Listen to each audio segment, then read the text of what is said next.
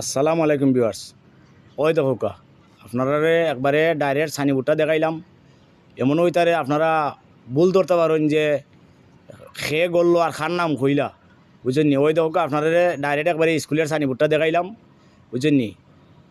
হাজি Abdul Muttalib উচ্চ বিদ্যালয়, বুঝছেন নি? বর্তমানে উনি মুরব্বী মানুষ, উনি মনে হইলাও যে বর্তমানে দুনিয়াত নাই, উনি ইন্তেকাল করে গেছেন।